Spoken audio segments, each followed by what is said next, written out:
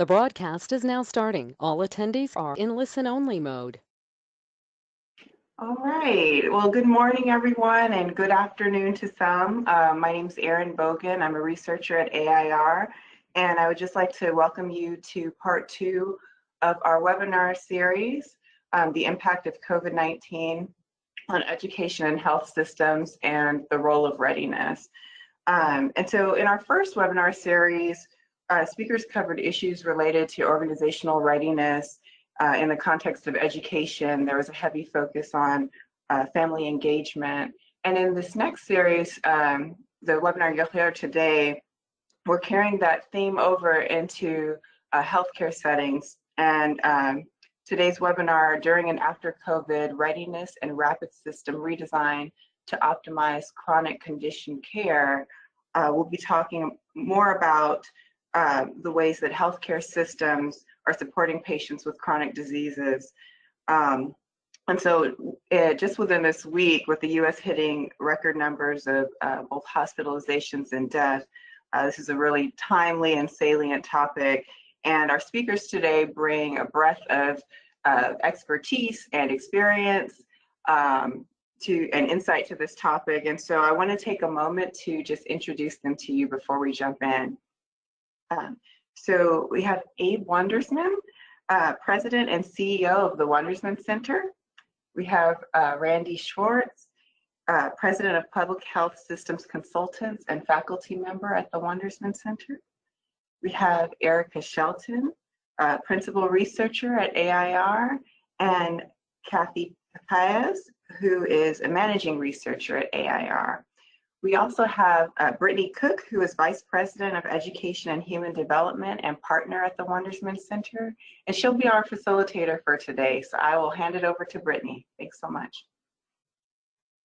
Thanks, Erin. And I also wanted to just let all of you know that we do have a question and answer section towards the end. So if you have questions as you hear the speakers present, please feel free to put them in so we can try to address them later on. So thank you. So with that, we'd like to go ahead and get started with our first speaker, Abe Wondersman.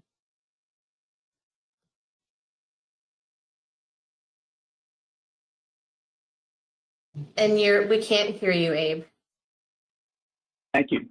Thank you, and welcome everybody. We all know that there are a lot of changes taking place in health and healthcare right now. And what does it mean to be ready for all these changes? As many of you know, many healthcare practices were working in person and had to switch to virtual healthcare. What did it take to get ready to do that? And project that I'm involved in Chicago, because of the surge in COVID, people with sickle cell disease now have to enter the hospital facility with face masks, including goggles, and also the healthcare facility has to be prepared for that. There's all kinds of readiness issues that are going to be coming up in our discussion today. And my introduction will introduce you to a lens with which to see organizational readiness. And chronic care is clearly not, chronic illnesses have clearly not gone away, as these next few slides will attest. Next.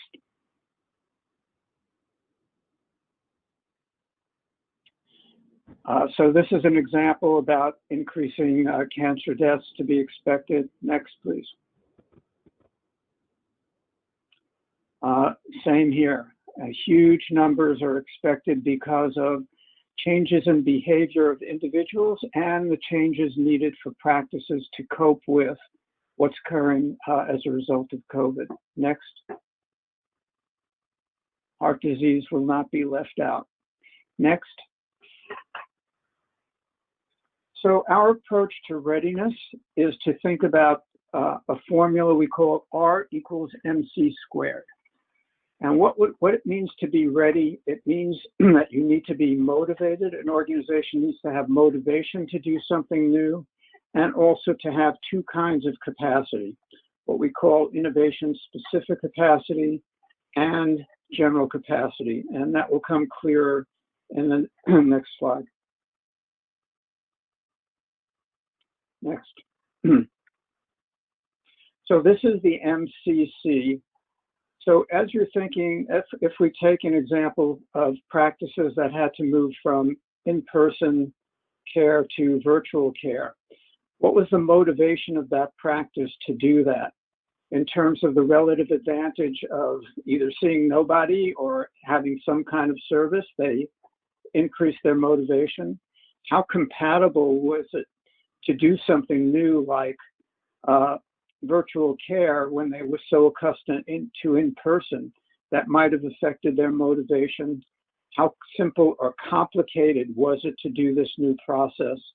How much of a priority was it? So these help us understand what it takes to be motivated to do something new. And motivation is key, but we also have to have the ability to do something new. And that's where the capacities come in. So doing something like virtual care, certainly knowledge about how to do it, but also it needed a program champion, somebody influential in the organization who said, we really have to do this, and who supported it. Supportive climate, how was it the move to home, people working from home done in terms of training of them, in terms of whatever equipment they needed, et cetera.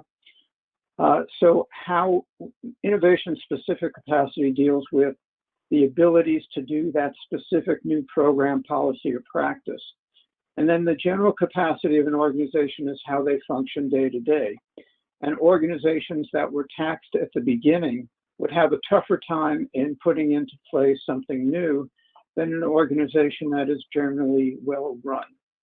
So that's a kind of lens which we use to help look at what's meant by readiness, what blocks readiness. Next.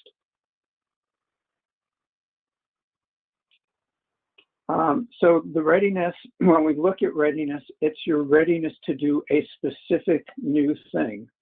And because you have ability to do something well doesn't necessarily mean some additional new thing or new policy will go well. And you have to look at the readiness using the R equals MC square lens for each new practice, program, policy that you're thinking about. Next.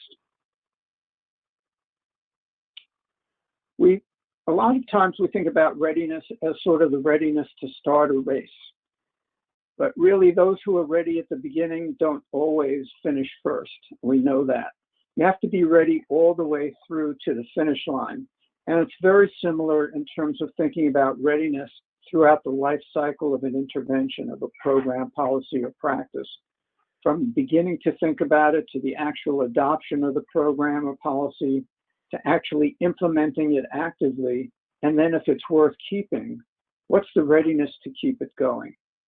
Next. Readiness is very important at all of these levels, all of these system levels that we talk about. The readiness of an individual to actually go and try to get health care, the readiness of an organization to adopt a new program or policy, the community's readiness to work together, for example, around masks, et cetera. State health departments, how ready are they to do chronic disease care when they're being pushed to take on the issues of COVID? And at the national level, what is the readiness in relation to CDC to promote a new policy or practice nationwide? So the readiness lens can be used at each of these levels. Next. And readiness is dynamic. It doesn't always go up. Something can happen to make readiness go down. A key person can leave, or a new priority comes into place. And so a certain level of readiness can actually go down, as well as potentially go up by being built. And that leads us to the next slide. So a lot of organizations weren't initially ready to do something new like virtual care. They can go through a process of initial engagement, and then there's a systematic way to assess their readiness to do something new. Once again, we can use the virtual systems approach. With that assessment can come feedback and prioritization about which areas of readiness most need to be built in order to institute, for example, the virtual care. And then what do you do about it? How do you build readiness? Once you see the areas you need to work on, there are strategies that we call change management of readiness. And when those strategies are implemented with quality, we're more likely to get high quality implementation outcomes, which should lead to better clinical outcomes. So that's a lens by which we can think about readiness. And the upcoming talks, you'll hear about a lot of new things and a lot of new challenges that the healthcare system is confronting. And this gives us a way to think about readiness issues in many of those examples. Thank you. Thank you, Abe, for that lens. And now I'd like to invite our next speaker, Randy Schwartz. Come on, online, Randy.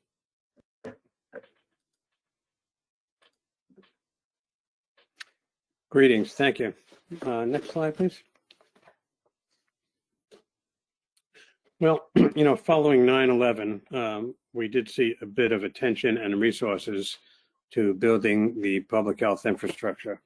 But unfortunately, in the years leading up to the current pandemic, now we've seen cracks and fissures in the infrastructure and loss of resources. The headlines all through the spring: U.S. approach to public health, neglect, panic, repeat. In the years before outbreak, investment in public health fell. The Trust for America's Health published a document on the impact of chronic underfunding of America's public health system.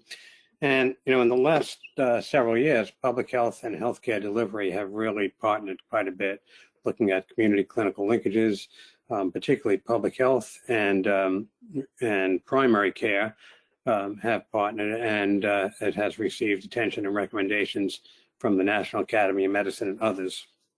Community clinical linkages have been an important part of public health practice and are a strong part of efforts to advance breast and cervical screening as well as colorectal cancer screening. Next. By April 2020, we are already cautioned about the experience of primary care delays leading to the second hidden pandemic of chronic conditions and of delays in preventive service delivery.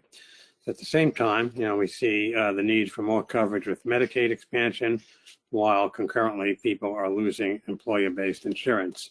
So in the context of COVID, we're seeing other, what we call hidden pandemics.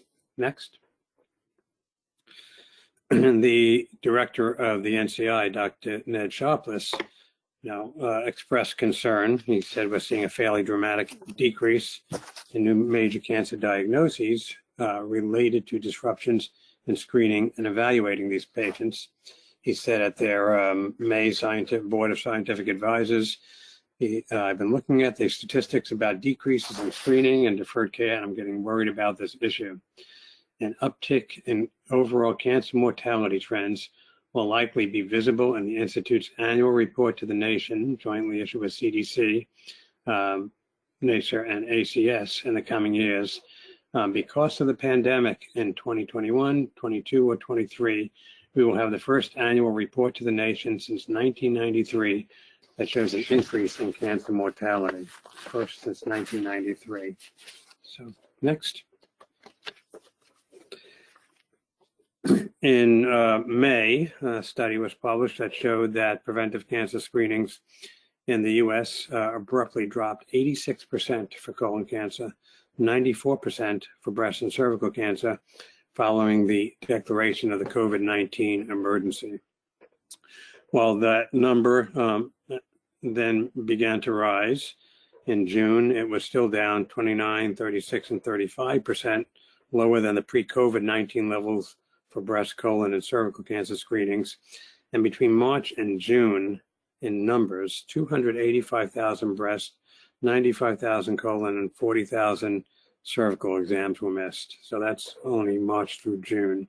And that represented deficits of 63%, 64%, and 67% relative to the number of screenings that would be expected based on the historical average.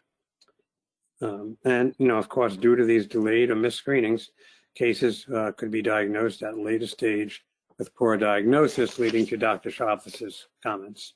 Next. We're also seeing enrollment in clinical trials plummeting. So for people dealing with cancer, this has dropped. And can this be regained? Will we be able to get people back into clinical trials? How can we do that? Next. Yeah. We know that COVID has a stronger impact for those with chronic conditions and its risk factors, obesity, and for smokers, et cetera. So we're looking at both comorbidity situations and an increased risk for those already dealing with chronic conditions. Next. And now with the resurgence of COVID, we'll see again COVID impacting cancer patients and cancer survivors differentially. Next. Well, with this, there's efforts to try to regain what's been lost. The American Cancer Society is offering a united response to re-engage people and providers in cancer screening, emphasizing that there are cancer screenings as a public health priority, and that we have to provide safe opportunities to prevent cancer or detect it early. The disparities are an increasing issue, and COVID has already exposed huge health disparities. Add to that cancer disparities with cancer and other chronic conditions, it will definitely be a synergistic effect. Next. The National Colorectal Cancer Roundtable seeks to prioritize those at highest risk. And fortunately, as they indicate, there are several safe and effective tests to screen, including stool tests, fecal immunochemical fit tests, and other mailed type of approaches. So you can mail in your fit test result, but still we will need a follow-up colonoscopy for anybody who has any type of findings with the fit test. So, we still will have to encounter the actual healthcare facility. At the same time, we're looking at healthcare facilities that have had screening units closed, providers, diverted to COVID care, and a whole host of other issues, patient reticence. So all of these need to be overcome in order to get preventive services and screening back to where it should be. Otherwise, at the same point, all the disparities will increase. Next. Well, COVID's also, brought opportunities. We have seen a significant increase in the use of telehealth, and hopefully CMS and other payers will continue to cover that model. We see an opportunity in value-based care, where, for example, the public health community and the value movement have long focused on disease prevention and management, social determinants, and health equity issues. And COVID's amplified, this need for sure. In a value-based model, we'll look at preventive care advancing by payment models that provide for financial flexibility to move away from a reactive system, and also for approaches to prevent diseases through more screening, managing chronic diseases through lifestyle change programs, and attention to social determinants. We'll also see new opportunities for population health outreach through community clinical linkages and other approaches where, for example, community health centers and community organizations such as YMCAs will be collaborating on preventive services. We've seen things in the last several years. We've seen program approaches such as the flu fit approach, where fit kits are provided to people getting flu shots. So we certainly want flu vaccinations to be very strong this year. So maybe we can also continue to advance that type of strategy of flu fit and really leverage the situation that we're in. We'll certainly need to see an advance in health communications, certainly with all the health disinformation that's out there. That's really important. And another need is resilience opportunities for all the trauma that this is causing. the resilience to the healthcare providers, to the communities, and to the individuals, the impact of social isolation.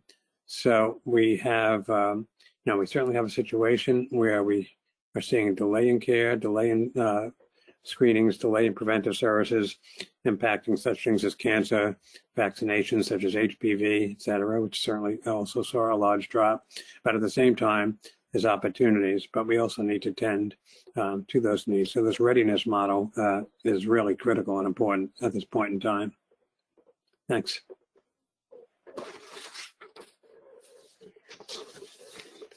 Thank you, Randy. As I invite Kathy to join us on camera, I want to remind and say for those of you who may have joined a few minutes late that we are having a Q&A session at the end after the speakers are done with their portion. And so please feel free to submit any questions as you're listening.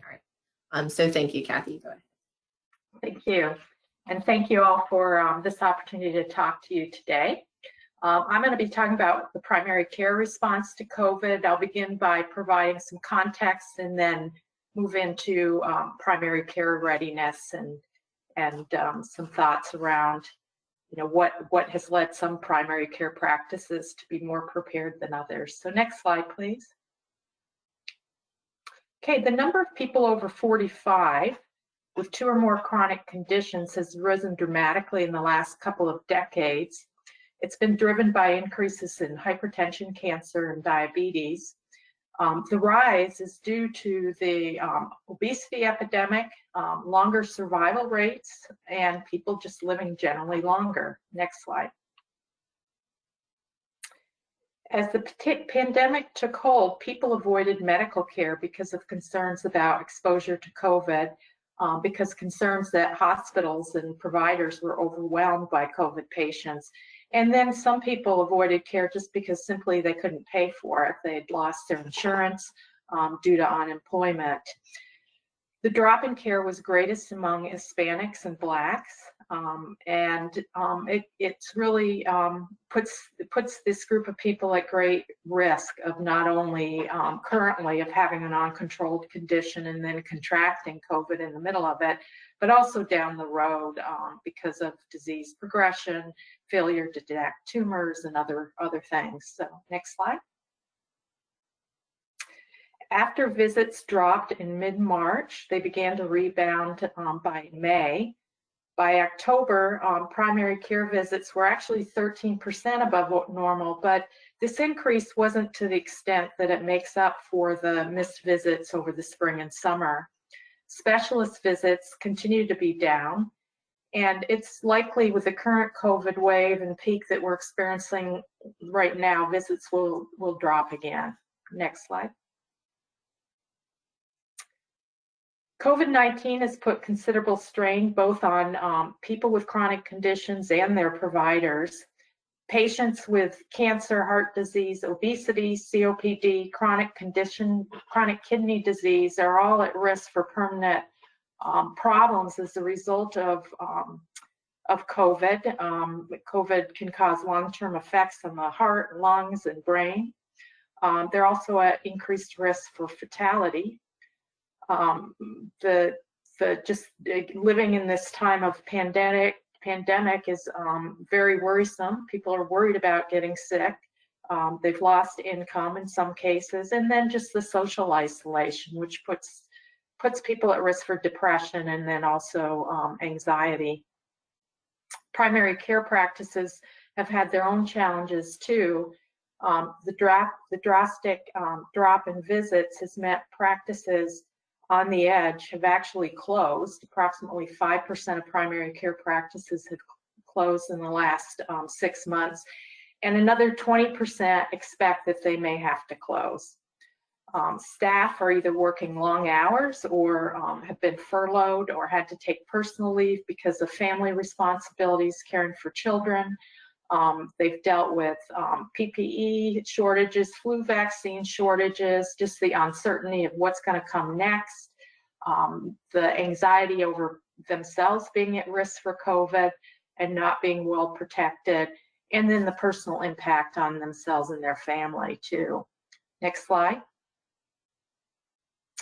So primary care has had to continually adapt since last March and shift priorities as the pandemic has evolved.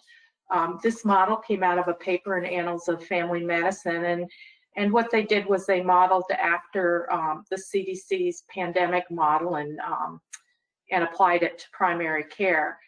At the beginning of the pandemic, primary care practices had to prepare. They were securing supplies, masks, gloves, cleaning equipment, rearranging their waiting rooms to allow for social distancing, beginning to think about getting set up to do virtual care. And then as time went on and the pandemic actually started to take hold, they had to develop systems to treat patients remotely. So they had to put in place triage systems as to who they were going to bring into the office, who they could see either by video or if nothing else, if video wasn't available, then by phone. And just be very creative in doing that, sometimes again with fewer resources and fewer staff.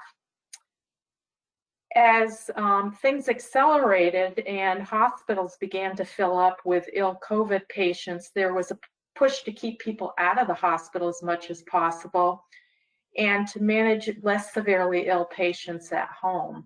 And so this created a situation where home hospitals all of a sudden began to spring up, and that's where providers were actually putting in place systems to care for patients in their homes. There's different models of doing this, but it's typically a setup where a provider, a physician, or nurse practitioner will go into the home, admit the patient, continue to follow them remotely or repeated visits. A nurse will come into the home to care for that person, often for blocks of time. The person is monitored remotely using apps and devices such as oximeters, blood pressure cuffs, things like that, and then testing equipment is brought into the home as well.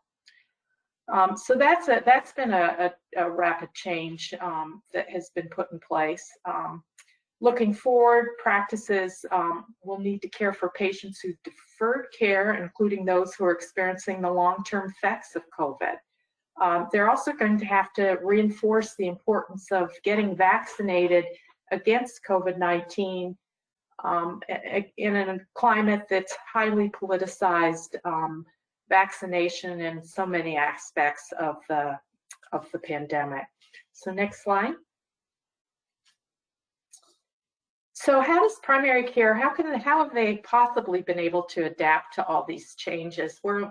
I would venture to guess that the practices that have been most successful had adopted the chronic care model. The chronic care model was developed a number of years ago, and it really is a model where various structures are put in place, enabling practice to proactively identify and respond to changing needs and provide more comprehensive care to patients. The foundation of the model is patient self-management, where patients are taught to understand their disease, understand what they need to do to take care of themselves.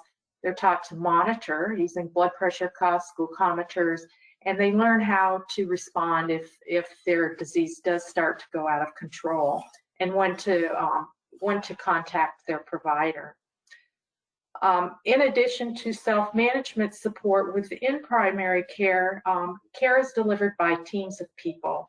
So rather than relying on a sole provider who has to do everything, there's actually a team that may include a diabetes educator, it may include a counselor, nurse practitioner, and a medical assistant who manages a registry and helps to triage patients. Disease registries track patients with chronic conditions to make sure they're getting the tests if they're needed. They're also used to track patients that are out of control and to help them get back into control. Triage and decision support ensures patients are seen by the right people at the right time and at the appropriate place. And the evidence-based care is delivered based on algorithms, which is essentially decision support. Then kind of a foundation to all of this is quality improvement, where quality improvement methods such as PDSA cycles are used to test new systems of delivering care, monitor them with data, and then adjustments are made to improve them, and do this on an ongoing basis. And then finally, the chronic care model extends into the community with community health workers, home-based services, broadband connection, and other things. Next slide. So I wanted to share with you my idea about how practices can go about addressing the pent-up demand for chronic care. And I really look at it as a four-step phone-based approach, where first the patients in greatest needs are identified using a disease registry or whatever data is available to identify who's missed appointments, who's historically had challenges controlling their conditions, and then also looking electronically identifying those who are past due for preventative and chronic care testing. And then contacting the patient, either virtually or using the phone, and assessing them to identify the impact of COVID on their physical and psychological health, identifying whether they've received the vaccine or not, if it's out at that time, and then assessing how well the patient has followed self-management practices, and then also assessing their comfort with technology should payment for telemedicine continue as the pandemic winds down. And then through this assessment, prioritizing and triaging patients to the appropriate type of visit that they may need, and ordering past due lab tests so that those test results are available to the provider when that patient comes in. And then also during that call, educating patients to reinforce the self-management practices that may have lapsed, encouraging them to get a COVID vaccine if they haven't, and then helping them with any assistive technology if a remote visit is planned. So next slide. So in summary, the pandemic has severely strained primary care, and it's strained as well people with chronic conditions and everyone else, I think.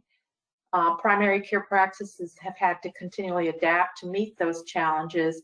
Those practices that had previously implemented the chronic care model were very well positioned to meet the challenges of the pandemic and to proactively address delayed and acute care needs in the recovery phase, and to do this using care teams, disease registries, triage systems, and decision support. Thank you.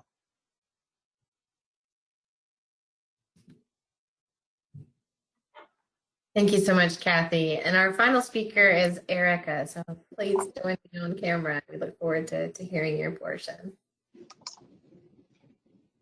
Thank you, Brittany. Hello, everyone. As mentioned, I am a principal researcher at AIR. In addition to my work as a researcher at AIR, I also practice as an emergency medicine physician in Baltimore, Maryland. Today, I would like to talk with you about some of the challenges hospitals and healthcare workers face in caring with patients with chronic illnesses during the COVID-19 pandemic. And I'll be speaking from both the clinical operations as well as population health perspectives. Next slide, please. To start, many may think chronic disease management only lies within the scope of primary care. While it may not be intuitive, emergency departments, or EDs as I will refer to them, have long cared for many patients with chronic illness and their complications. And there are several reasons for this. So EDs often care for patients without access to primary care. As seen in this slide, this lack of care may be due to a variety of reasons, including lack of insurance or other financial challenges, limited health literacy in terms of navigating the healthcare system, and other reasons. Lack of access to optimal healthcare is often experienced by vulnerable populations such as homeless populations, those experiencing socioeconomic challenges, in communities of color, in particular as highlighted in this slide from the Kaiser Family Foundation. This lack of access to regular care can then drive chronic disease development and progression. Notably, African American and Latinx communities cite having no other source of care as the reason they seek care in the emergency department more frequently than other racial and ethnic groups. Next. You'll see in this slide, those racial and ethnic groups most affected by lack of access to care also have the highest rates of chronic disease. Again, namely African American, Latinx, and Native American and Alaska Native populations. When presentations or complications of chronic disease are treated in the emergency department because other options for care are non-existent or limited, then achieving outpatient follow-up care for after the ED visit becomes challenging, and of course, the cycle perpetuates. As an example, prior to COVID, in my own emergency department, 23% of ED visits were deemed emergent, that is, requiring treatment in 12 hours, but treatable within a primary care setting. 7% were emergent but avoidable had timely ambulatory care been received during the course of the illness, and 25% were non-emergent altogether. Untreated chronic illness can also manifest in the form of frequent ED visits, particularly for populations who may already use the ED for primary care. So if vulnerable populations with chronic conditions had difficulty accessing healthcare before COVID, then this difficulty still exists during COVID and is only amplified given capacity restrictions in many healthcare settings in light of physical distancing policies, reduced clinic staffing, and other changes we've seen during the pandemic. Further, if a COVID diagnosis is superimposed on pre-existing chronic diseases, how much greater is the impact for these populations? Next slide, please. Focusing on populations experiencing chronic illnesses with concurrent diagnosis of COVID, we see rates of hospitalization are significantly higher for those with chronic illness, not surprisingly. Drawing your attention to the middle column of the table, in terms of absolute numbers, this is demonstrated most dramatically for patients with cardiovascular disease, chronic lung disease, and diabetes, regardless of ICU or non-ICU hospitalized stays. Further, the morbidity and mortality for patients with underlying chronic illness who then contract COVID is significant. Next. In fact, according to the CDC, hospitalizations were 6 times higher and deaths were 12 times higher for COVID-19 patients with underlying chronic conditions. And again, the same 3 key players, cardiovascular disease, chronic lung disease, and diabetes, are highlighted as the most frequently reported underlying conditions among this cohort. To address these patients' needs and to simultaneously prevent overwhelming limited healthcare resources, ED providers have had to think creatively about how to increase capacity and meet the enhanced needs of this population as exacerbated by the COVID pandemic. Next. From the standpoint of readiness and anticipation of projected needs, even as the medical profession was learning more about COVID as a disease, there have been multiple initiatives piloted in many emergency departments and hospitals across the US. I wanted to spend some time today discussing 3 of these initiatives intended to address the needs of COVID-positive populations in the ED, many of whom were and are doubly burdened with chronic disease, as we have been discussing. These initiatives were intended as short-term, on-the-ground interventions to build capacity to meet healthcare needs that healthcare providers were seeing in the ED. From a capacity building perspective, they represent a few of the ways ED personnel and clinical leadership thought through ways to build solutions quickly to meet needs during a crisis. And there are definite parallels with the readiness model shared by Abe at the beginning of today's presentation. The pilot initiatives we will discuss consist of the use of tents as an example of capacity building based on changes in structure and internal operations, field hospitals as an example of capacity building through resource utilization, and enhanced ICU capacity as an example of capacity building through redesign and strategic modification of internal operations. Next slide, please. As mentioned, tents are an example of capacity building through changes in structure and internal operations. Specifically, tents were set up to assess individuals with suspicion of COVID outside of ED waiting rooms. By completing assessment of individuals with suspicion of COVID outside of the ED, crowding and subsequent risk of transmission in ED waiting rooms could be reduced. While any patient entering the hospital is asked to wear a mask, those patients coming specifically with symptoms of COVID are typically screened first in the tent to assess their symptoms, receive COVID testing, chest x-rays as necessary, and if they are deemed to be critically ill such that hospitalization might be required, a bed can be prepared for them inside the ED under appropriate isolation precautions. Pictured here are examples of tent setup at the University of Pennsylvania, as well as fully staffed tents once the setup was completed. Next. And pictured here on the left are tents set up in New York Central Park for patients from Mount Sinai hospitals in Brooklyn and Queens. In the middle, you'll see a tent set up for a smaller hospital, South Shore Hospital in Weymouth, Massachusetts. And then on the right, you will see hospital workers staffing a tent in a Florida hospital. My hope is that most of you have not had occasion to visit an emergency department in recent months. However, in showing these pictures, I wanted to demonstrate the tents have been an intervention piloted at large scale across the country. Next. Field hospitals can be considered an example of capacity building through resource utilization outside of the ED. Individuals diagnosed with COVID in the ED but not meeting hospital admission criteria may still be considered vulnerable and perhaps in danger of clinical decompensation. Thus, they might be transferred to what is known as a COVID field hospital for close observation. For example, even for a patient with a mild to moderate presentation of COVID, there may be a concern for a need for close observation for this patient. Let's say she or he does not quite meet hospital admission criteria after evaluation in the ED. For COVID-positive individuals with chronic disease who are socially vulnerable, self-isolation with monitoring at home might not be possible. There may be multiple people at home, implying an inability to safely self-isolate in a room alone, or this individual may have no health insurance or access to a primary care doctor for close follow-up, or could simply live alone with no one to check up on them. Any one or constellation of these factors may push concerned ED clinicians to consider transfer of this patient or patients like this one to a field hospital as seen in many major cities. If a patient were to decompensate after transfer, close observation in the field hospital would capture this decompensation and allow expedited transfer back to the main hospital for inpatient treatment. Oftentimes, these COVID field hospitals are set up in convention centers to hold large numbers of people. Pictured here on the left is a COVID field hospital in the process of being set up, and on the right, a COVID field hospital just prior to opening for service. If you look closely in the center, you'll see a Maryland flag, and this is actually the Baltimore Convention Center for those of you who are here in Maryland. Next slide, please. In this slide are pictured additional field hospitals, with the one on the left located in Seattle and the one on the right in Chicago. Again, my intent here is just to show the widespread piloting of these interventions. It's important to realize that large numbers of individuals coming to the ED for diagnosis of COVID or requiring transfer to field hospitals often hold concurrent diagnoses of chronic illnesses. These additional comorbidities are part of what makes them more susceptible to the more severe manifestations of COVID as discussed in our initial slides. Next. It is also acknowledged that many of these individuals, when they do meet inpatient criteria, are often more critically ill and require longer lengths of hospital stay and typically represent a greater proportion of ICU patients.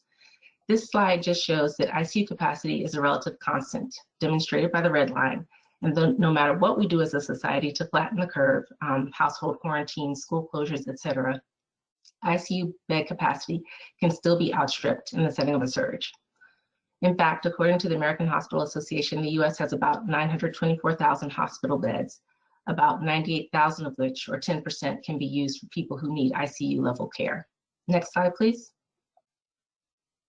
As ED providers, we recognize this dilemma, and thought leaders began discussing ways to combat this situation. In this article from Health Affairs, you'll see a particular phrase highlighted.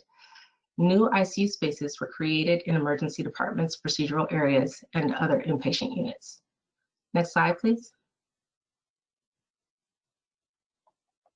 Keeping this phrase in mind, our ED made subsequent changes. So our ED, in anticipating large numbers of COVID patients that would require ICU care and acknowledging a need for enhanced ICU capacity, made a drastic change regarding internal operations. We converted a portion of the ED to a small ICU to allow for ICU level care of patients, thus benefiting the entire hospital by increasing ICU bed capacity, particularly in the context of heightened numbers of cases seen in recent weeks.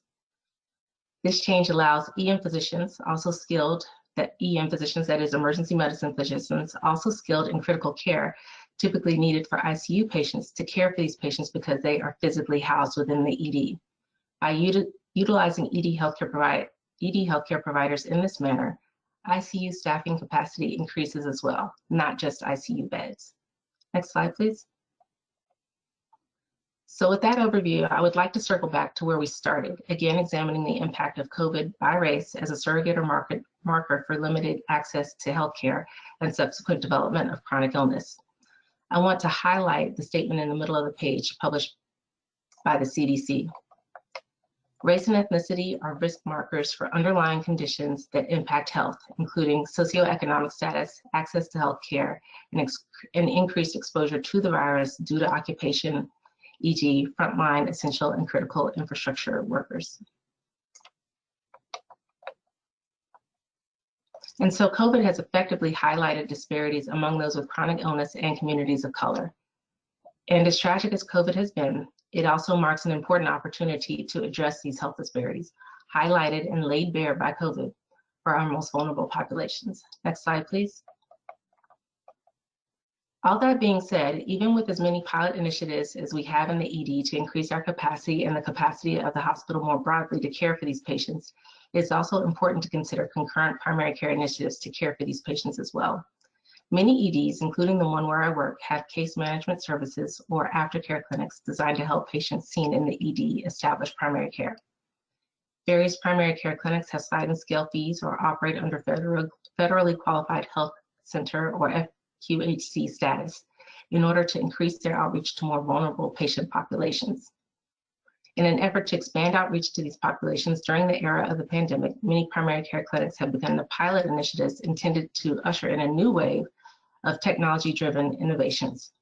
However, the additional benefit to incorporation of these initiatives for the long term, beyond COVID, lies in their potential to move toward personalized healthcare that not only addresses chronic illness as a clinical condition, but the social determinants of health that drive these conditions. For example, you'll see reference to wearables, sensors, and data dashboards on the right side of the screen. Use of these technologies as virtual and asynchronous chronic management tools provides the potential to increase equity in healthcare delivery. Patients are also digitally connected in a way that they have never been before. Smartphones, in particular, are nearly ubiquitous in the American population, and they often exist and provide a lifeline where reliable internet access otherwise would not exist. If we are able to harness the potential of digital interventions, then healthcare delivery becomes personalized and accessible according to patient needs and not overly dependent on healthcare provider and in-person clinic setting availability. Syndromic surveillance and symptom reporting apps referenced on the left and right side of the screen can be used along with real-time clinical registries to identify and monitor high-risk patients. Next slide, please. And finally, I want to talk a little bit about the uptake of these various technologies, their usability and acceptability by both healthcare providers and patients alike. If we think about all these initiatives under the broader category of telemedicine and consider their possibilities and potential, then it becomes clear that telemedicine is here to stay. Understanding that telemedicine references virtual check-ins, text messaging, and wearable technologies, and not just telemedicine appointments. You'll see here that 66% of Americans and 57% of US physicians indicate willingness to engage in telemedicine. In March alone, telehealth visits surged 50% amid the pandemic. By the end of 2020, analysts expect 200 million general medicine visits by telemedicine, up from the 36 million projected at the beginning of this year. All of these statistics have exciting implications. If health systems build these technological solutions with an eye toward equity in care delivery, they could serve to mitigate deeply ingrained disparities in care. Next slide, please. As evidence, the Brookings Institution completed recent surveys as part of 2 case studies on telehealth that they were conducting. The first was somewhat local to me here in Maryland at Frederick Memorial Hospital, and the second was conducted at Jefferson Hospital in Pennsylvania. I apologize that this slide may be a little difficult to read, but I will go over the major findings from the Brookings Institution report. So at Frederick Memorial, a remote patient monitoring platform, or RPM, was provided for patients with chronic conditions who weren't receiving care, home care. RPM allowed collection of vitals via Bluetooth and allowed communication with patients regularly via video, phone, and text.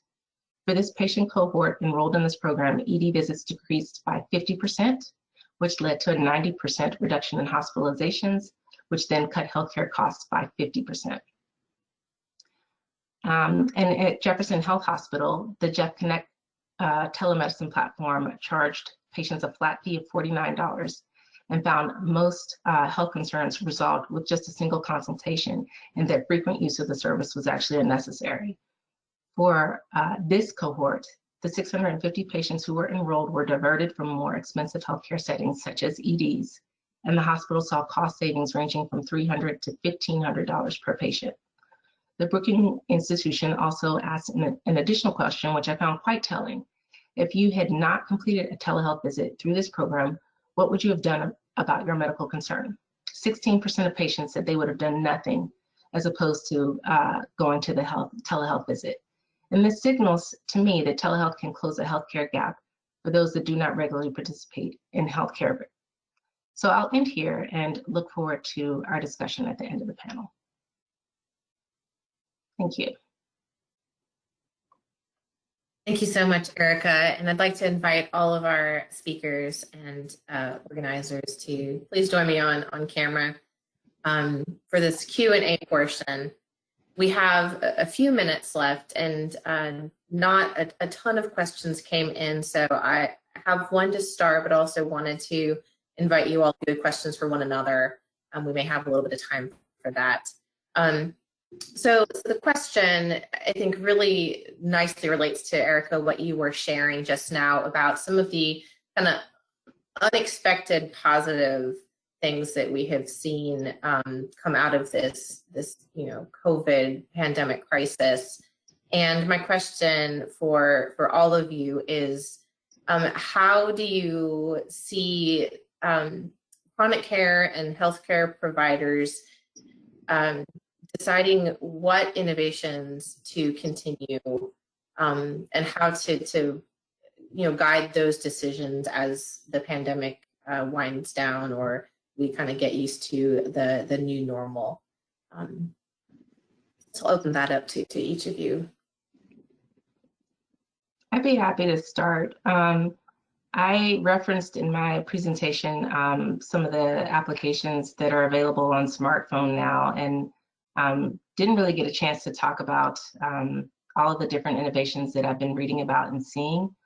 But I think that is probably one of the most innovative interventions during this time, and I certainly hope to see it continue.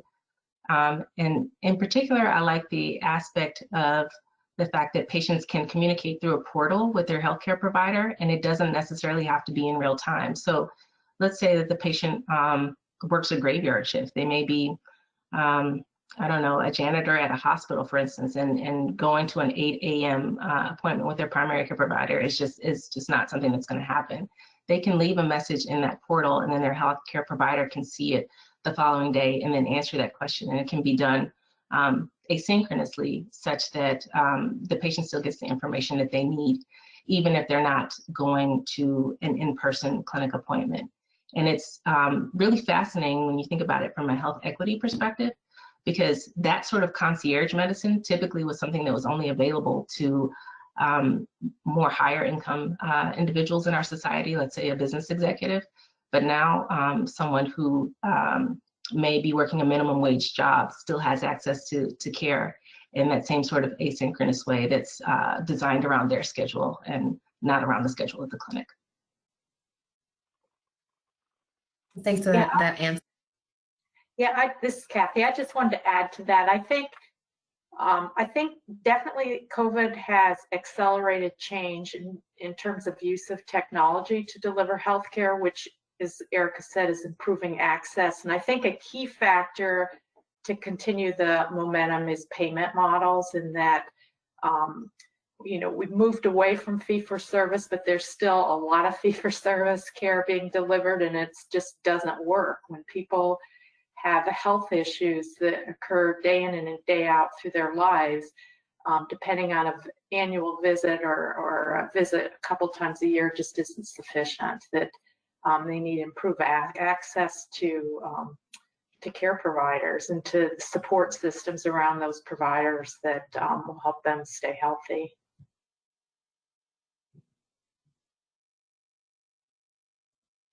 Thanks for that response, Kathy. Does anyone else want to respond to that question? I would just say that I think you could take the readiness lens to try to think about which things should, quote, go back to the way they were and which things should be kept. In terms of things like the relative advantage of this new way of doing things, is it just a Band-Aid, or is it something that turns out to be more beneficial than the old way? And a number of those ideas or subcomponents under motivation might help us think through which are the ones to keep and which are the ones to jettison and go back to something that may work better but had to be done in person. And clearly, data may drive some of this. So, we see, for example, a lot of recognition about the importance, and Erica talked about it also, of telemedicine and telehealth. At the same time, there's all sorts of issues with it. But at least on the anecdotal and the qualitative, there seems to be widespread hope that it becomes way more integrated into delivery and is sustained. But to your question, so how do you determine that? What kind of data can we look at on a topic, for example, like telehealth, telemedicine? Yeah, and I think in looking at the data, we need to make sure that these changes don't make disparities worse. And I think percolating is the concept that for those people that can't afford personal devices like phones and tablets, that those be provided to them. And again, the whole issue of better broadband access throughout the country in rural areas where people just don't have the same advantages technology-wise as in the more urban areas. I think we have time for just one additional question, which is a spin-off of this. We were asked, do you think the price model for insurance plans will change with more virtual appointment options, and what might that look like?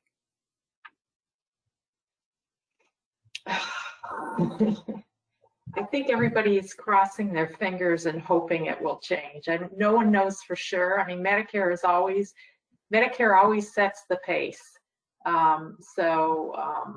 It's one of the biggest payers in the country, so it really is what drives change. So I think it's going to be the federal government that's a key factor here.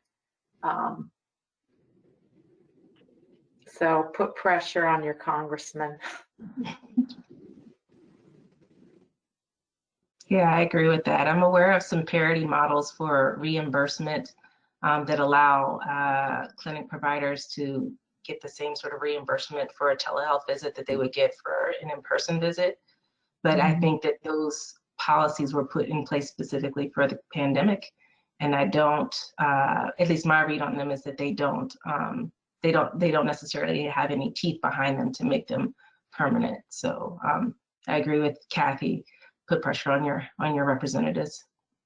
Mm-hmm. And it seems like, to Randy's point too, look at the data.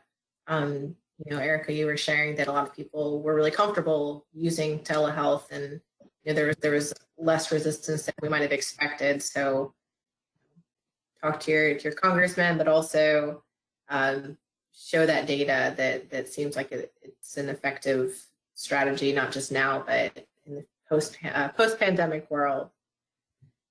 Absolutely. Well, thank you all again. Really appreciate all you had to share in your discussion. And Aaron is going to kind of close us out for the day. Yeah, thank you. I learned a lot myself, so this was a great panel. Really appreciate you all joining us, and thank you to our speakers for your great insights. Just so you all know, we will make this was recorded, and we will make this available to you. So keep an eye out for that. And yeah, if you have any other questions or want to stay connected to our speakers, they're doing wonderful work at the Wandersman Center and at AIR in these areas. The contact information is listed above here. And again, thank you all, and have a happy and safe Thanksgiving. Thank you. Bye. Thank you.